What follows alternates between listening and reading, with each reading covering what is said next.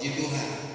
Hari ini kita akan belajar kebenaran firman Tuhan adalah sinergi potensi bagi kerajaan Allah. Nah, Bapak Ibu Saudara kekasih Tuhan, Tuhan ingin supaya kita bersinergi. Seperti alat musik ini, ada yang namanya drum, ada yang namanya keyboard, ada yang namanya bass.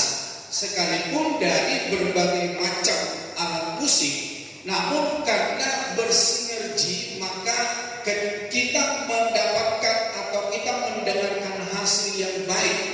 Nah, Bapak Ibu Saudara, sinergi berasal dari bahasa Yunani, yaitu sinergos, yang berarti bekerja bersama-sama. Sinergi adalah suatu bentuk dari sebuah proses atau interaksi yang menghasilkan suatu keseimbangan yang harmonis sehingga bisa menghasilkan sesuatu yang optimum. Ya, lagu anak-anak berkata, ayo kerja sama-sama, sama-sama, sama-sama, ayo kerja sama-sama, senanglah hati. Sama juga seperti jari-jari kita, Pak Saudara. Jari-jari kita nggak bisa bekerja sendiri. Jari kelingking nggak bisa bekerja sendiri. Jari telunjuk nggak bisa bekerja sendiri. Jempol kita nggak bisa bekerja sendiri. Tetapi ketika jari-jari itu bersinergi bekerja bersama-sama, maka tangan kita memperoleh kekuatan untuk mengangkat sesuatu. Bahkan tangan kiri dan tangan kanan perlu bersinergi, perlu bekerja bersama, sehingga ada satu beban yang berat ataupun yang susah untuk dipikul oleh satu tangan, maka karena dua tangan benda itu akan gampang untuk dibawa. Nah, kita akan melihat di dalam firman Allah di dalam Filipi pasal yang kedua, Filipi pasal 2 ayat 1 sampai ayat yang ke-11. Filipi pasal 2 ayat 1 sampai ayat 11. Filipi pasal yang kedua ayat 1 sampai ayat yang ke-11. Kita baca bersama 2-3. Jadi karena dalam Kristus ada nasihat, ada penghiburan kasih, ada persekutuan roh, ada kasih mesra dan belas kasihan. Karena itu sempurnakanlah sukacitaku dengan ini. Hendaklah kamu sehati sepikir dalam satu kasih, satu jiwa, satu tujuan, dengan tidak mencari kepentingan sendiri atau puji-pujian yang sia-sia. Sebaliknya, hendaklah dengan rendah hati yang seorang menganggap yang lain lebih utama daripada dirinya sendiri. Dan janganlah tiap-tiap orang hanya memperhatikan kepentingannya sendiri, tetapi kepentingan orang lain juga. Hendaklah kamu dalam hidupmu bersama menaruh pikiran dan perasaan yang terdapat juga dalam Kristus Yesus, yang walaupun dalam rupa Allah tidak menganggap kesetaraan dengan Allah itu sebagai milik yang harus dipertahankan, melainkan telah mengosongkan dirinya sendiri dan mengambil rupa seorang hamba dan menjadi sama dengan manusia. Dan dengan keadaan sebagai manusia, ia telah merendahkan dirinya dan taat sampai mati, bahkan sampai mati di kayu salib. Itulah sebabnya Allah sangat meninggikan dia dan mengaruniakan kepadanya nama yang segala nama, supaya dalam nama Yesus bertekuk lutut segala yang ada di langit dan yang ada di atas bumi dan yang ada di bawah bumi, dan segala lidah mengaku Yesus Kristus adalah Tuhan, bagi kemuliaan Allah Bapa. Nah, Bapak Ibu Saudara, ada satu teladan yang kita bisa teladankan di dalam hidup kita adalah Kristus. Oleh karena Kristus mengorbankan seluruh hidupnya dengan tidak mementingkan dirinya sendiri, tapi demi keselamatan manusia, demi pengampunan dosa, maka dia memberikan hidupnya, dia memberikan nyawanya, dan dia memberikan segalanya. Untuk apa? Keselamatan kita, pengampunan dosa kita. Nah, Bapak Ibu Saudara, sinergi adalah melawan tantangan. Ketika seseorang atau ketika kita bersinergi, ketika kita dapat bersama-sama, maka Bapak Ibu Saudara, tantangan apapun yang diperhadapkan bagi kita, maka kita akan dapat mengerjakannya dengan baik. Nah, ketika membangun kembali tembok Yerusalem, Bapak Ibu Saudara, Nehemia mengalami banyak tantangan dan tekanan dari berbagai pihak. Atas kesatuan hati dari Nehemia dan bangsa Yahudi, akhirnya mereka bisa mengatasi semua tantangan yang ada dan berhasil menyelesaikan apa yang menjadi visi mereka.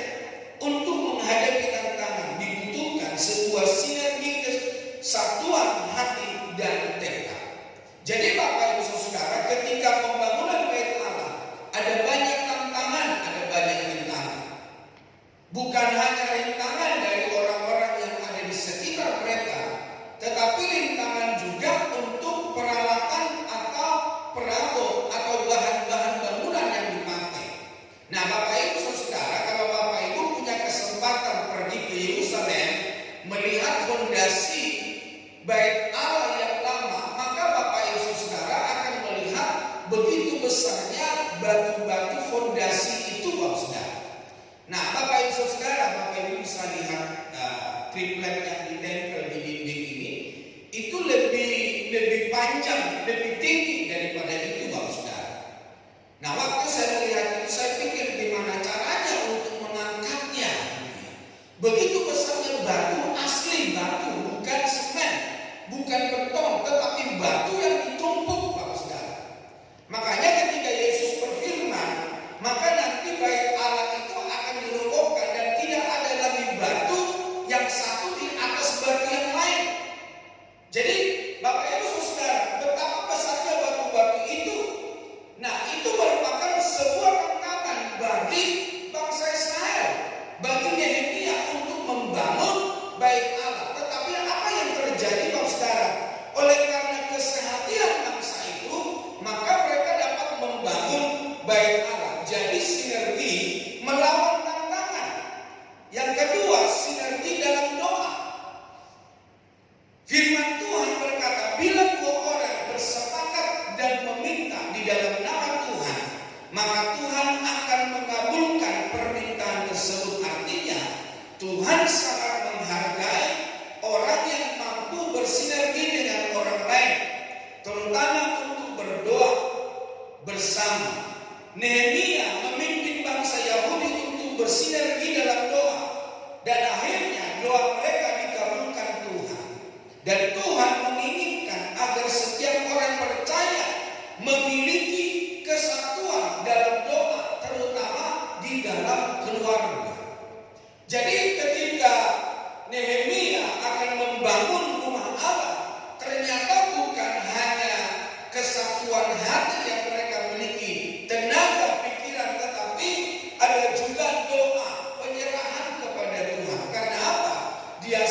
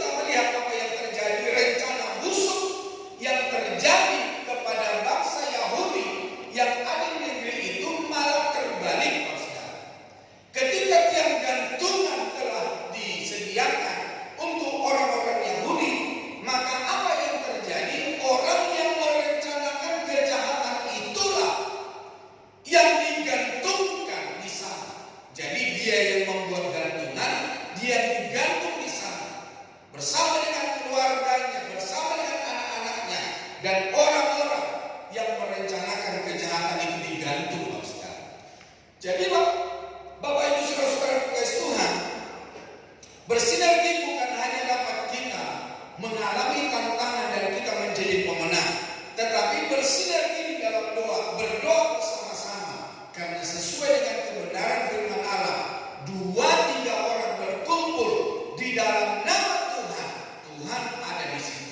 Ketika kita ada di rumah, ketika kita ada dalam keluarga, ketika kita ada dalam pekerjaan, ketika kita ada di dalam gereja kita, ketika kita bersinergi bersatu bersama-sama, maka kemuliaan Allah dinyatakan.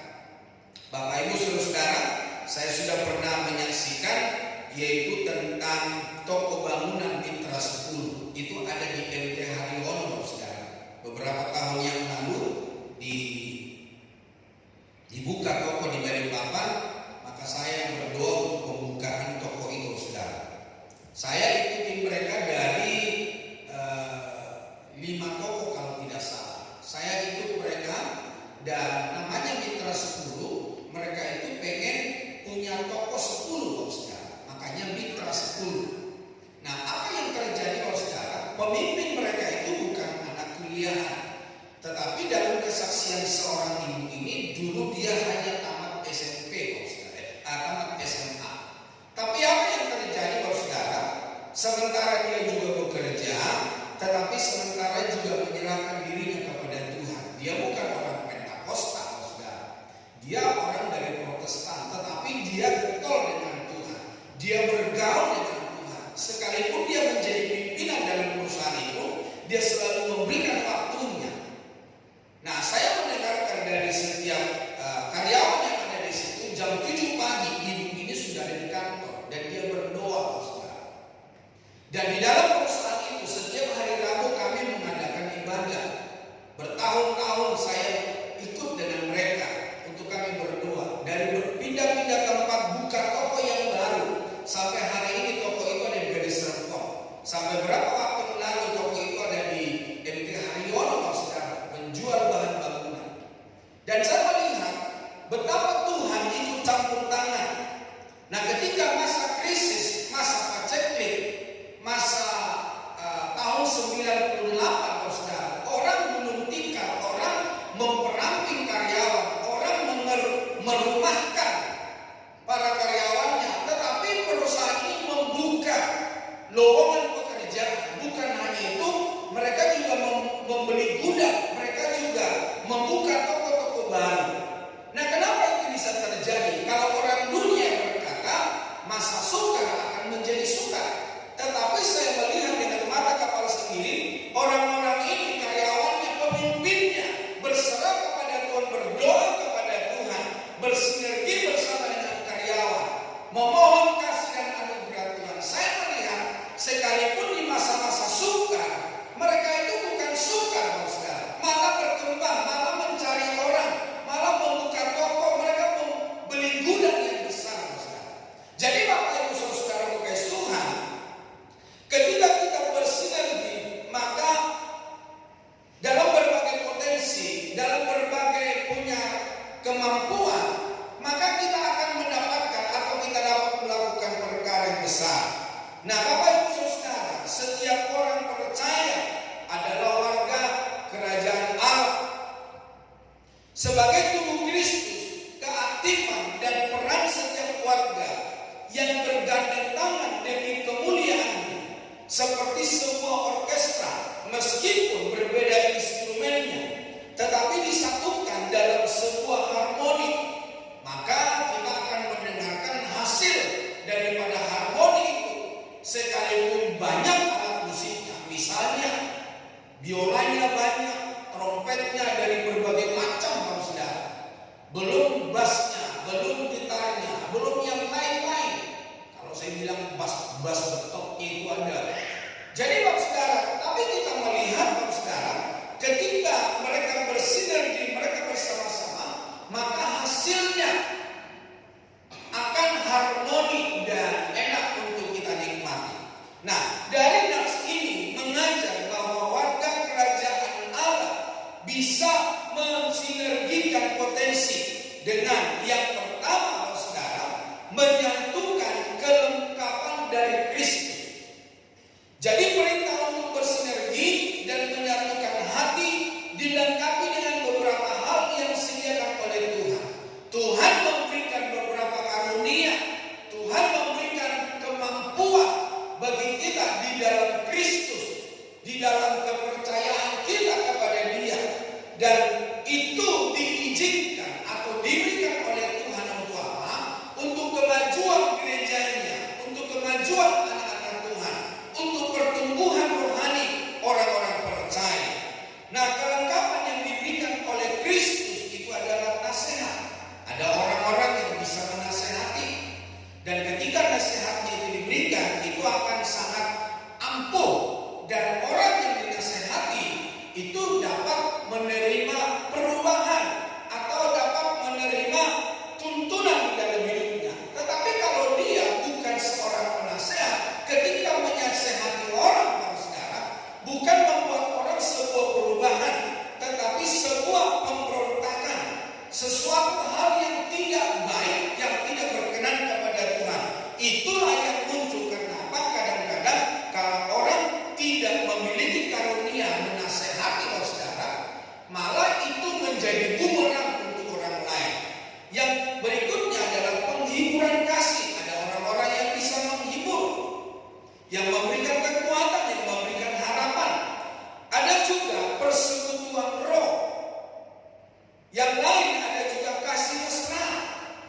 Ada orang-orang yang memiliki karunia yaitu kasih mesra.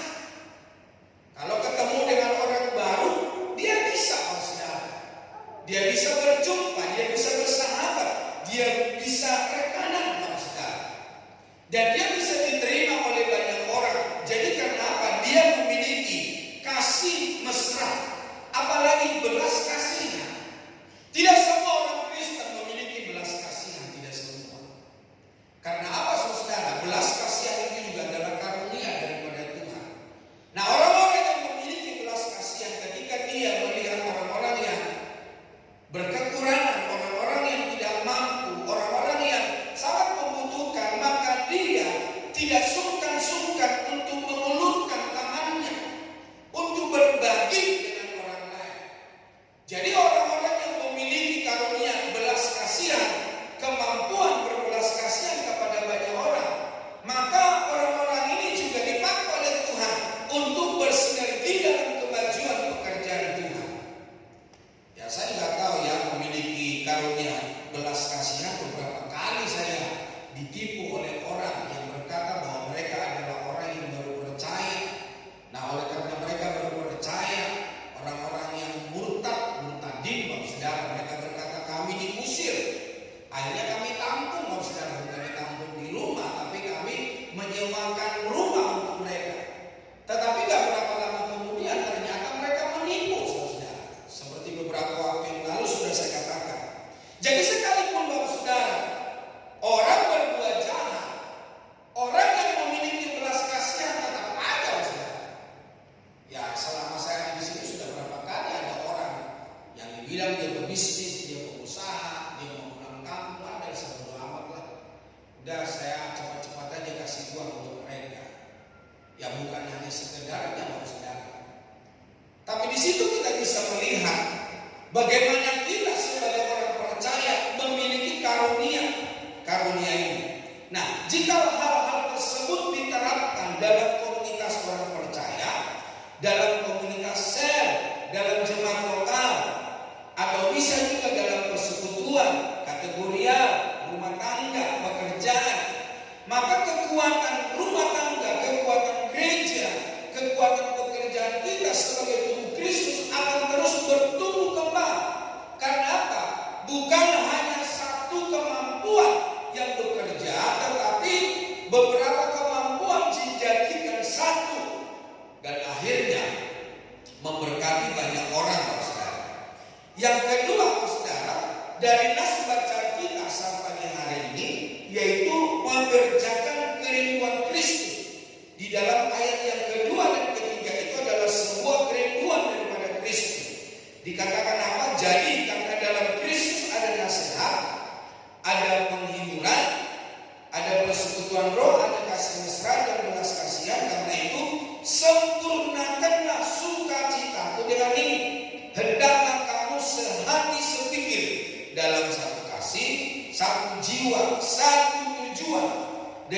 tidak mencari kepentingan sendiri atau puji-pujian yang sia-sia.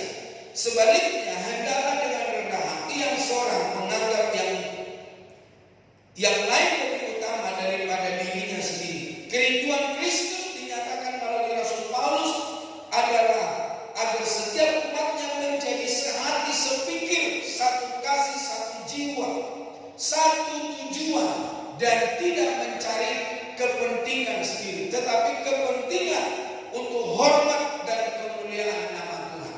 Nah, Bapak Ibu Saudara, tantangan untuk menjadi sehati adalah karena ada kepentingan pribadi, golongan yang terkadang lebih dominan, pengen dihormati, pengen memiliki sebuah jabatan, saudara, pengen jadi orang nomor satu. Jika di dalam komunitas muncul orang-orang yang mementingkan diri sendiri, tentu saja tujuan bersama untuk menggenapi kerinduan Kristus tidak akan pernah tercapai. Maka yang terjadi di sana adalah gontok-gontokan, saudara. Nah, yang berikutnya, mengapa tidak boleh menjadi orang Kristen yang egois atau mementingkan diri sendiri? Karena dari sifat ini akan timbul kekacauan dan segala macam perbuatan jahat. Akan timbul iri hati, akan timbul kebencian, akan timbul sesuatu hal yang merugikan gereja, merugikan kita, sesama kita orang percaya. Orang egois akan melakukan apa saja demi mewujudkan apa yang diinginkan. Tidak peduli hal itu menyakiti atau mengorbankan perasaan orang lain. Dia akan melakukan 1001 macam cara untuk melakukan apa saja supaya apa? Supaya apa yang diinginkan tercapai. Egois atau mementingkan diri sendiri, jika terus dipelihara, maka dalam dirinya akan timbul sifat baru. Apa sifat baru kepada orang-orang yang egois? Yaitu menjadi kikir, alias tidak punya kemurahan hati terhadap orang lain. Jadi tidak ada lagi kemurahan hati. Pokoknya apa yang diinginkan sebelum tercapai, dia akan melakukan 1001 macam cara, memberikan hoax. Supaya apa? Supaya mencari pembelaan daripada orang lain. Nah, gereja Tuhan mau supaya kita sehati.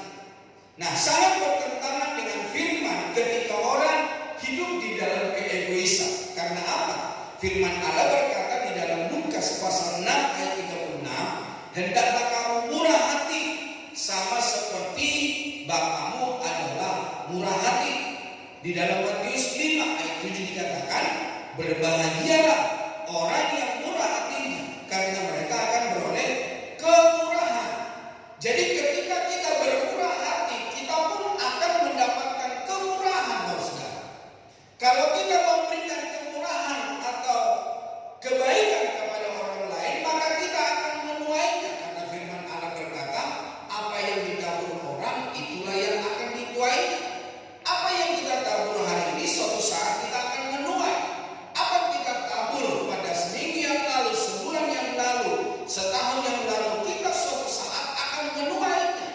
Dan hasil yang kita terima hari ini adalah hasil bagaimana kita menuai di waktu-waktu yang lalu, Bapak Ibu Saudara. Itulah sebabnya hari ini mari kita menghidupi kebenaran firman Allah. Yang ketiga, meneladani Kristus. Dari nats yang kita baca hari ini dalam ayat 5 sampai ayat yang ke-7, supaya kita meneladani Kristus. Jika ada kesulitan untuk mewujudkan kerinduan Kristus karena ketiadaan kerendahan hati, maka di sini kita mendapatkan sebuah teladan yang agung. Seperti Kristus memberikan teladan, hendaklah kamu dalam hidupmu bersama menaruh pikiran dan perasaan terdapat juga dalam Kristus Yesus, yang walaupun dalam rupa Allah tidak menganggap kesetaraan dengan Allah itu sebagai milik yang harus dipertahankan, melainkan telah mengosongkan dirinya sendiri dan mengambil rupa seorang hamba dan menjadi sama dengan manusia. Jadi Bapak Ibu Saudara, Supaya sinergi itu dapat berjalan dengan baik, marilah kita meneladani teladan Kristus yang memberikan segalanya, nyawanya, hidupnya, darahnya tertumpah untuk apa? Demi keselamatan kita. Nah, Bapak Ibu Saudara, teladan itu datang dari Tuhan Yesus sendiri yang tidak hanya menuntut kerendahan hati murid-muridnya. Kristus memberikan keteladanan bagaimana ia memiliki kesetaraan dengan Allah, tidak mempertahankan kesetaraan itu. Bahkan dikatakan mengosongkan dirinya, memberikan segalanya, kemewahannya, kemegahannya, kehormatannya, ketuhanannya. Dia korbankan untuk apa? Untuk keselamatan kita, pengampunan dosa kita. Nah, sebagai umat Allah, kita perlu belajar dari teladan yang diberikan oleh Kristus untuk kita. Ia memilih untuk mengambil rumah manusia, merendahkan dirinya sebagai hamba, bahkan taat hingga mati di kayu salib. Jadi Bapak Ibu Saudara, hari ini dari pelajaran kebenaran firman Tuhan ini, apapun yang Tuhan percayakan bagi kita supaya kita bersinergi, apapun tantangan di dalam pelayanan kita, dalam pekerjaan Tuhan, dalam rumah tangga kita, dalam hidup kita pribadi, supaya kita bersinergi, bekerja bersama-sama, baik di dalam rumah tangga, baik di dalam pekerjaan, baik di dalam pelayanan. Ketika kita bersehati, ketika kita bersatu, Indonesia saja berkata bersatu kita teguh, bercerai kita akan gugur. Tadi sih sebetulnya saya membawa sapu lidi atau sapu ijuk, Bapak Saudara. Ya tentu Bapak Ibu punya sapu ijuk, Bapak Ibu punya sapu lidi. Coba kalau Bapak Ibu menyapu, gak usah menyapu halaman, menyapu tempat tidur saja, membibas tempat tidur saja, coba pakai hanya sapu lidi, itu tidak akan selesai, itu tidak akan maksimal, Saudara. Tetapi ketika lidi itu dikumpulkan beberapa lidi menjadi satu, maka ketika kita mengibas tempat tidur kita, maka segala debu, segala kotoran akan cepat terusir. Nah, demikian halnya ketika kita bersinergi, ketika kita menjadi sehati, satu di dalam Kristus, bekerja bersama-sama, maka Bapak Saudara, pekerjaan yang berat akan ringan, kita akan junjung, Bapak Saudara. Itulah sebabnya hari ini lewat kebenaran firman Tuhan, supaya kita meneladani Kristus, dan supaya kita juga mengerjakan kerinduan Kristus, dan supaya kita juga menyatukan kelengkapan dari Kristus. Kita tidak bisa dengan kepintaran kita saja, tetapi ketika kita bersama-sama dengan Kristus, maka kita akan melihat kemuliaan Allah. Bapak Ibu Saudara, kita tahu dengan jelas ketika air bah telah selesai, Bapak Ibu sih boleh maju ke depan, maka orang-orang yang keturunan daripada Nuh, dikatakan dalam firman Allah, mereka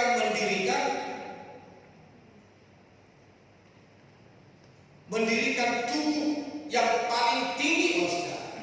Mereka mau menyombongkan diri, dan di dalam firman Allah berkata mereka mau buat tingkat itu sampai ke langit. Nah, Tuhan melihat, Allah melihat karena mereka bersinergi, mereka bersatu.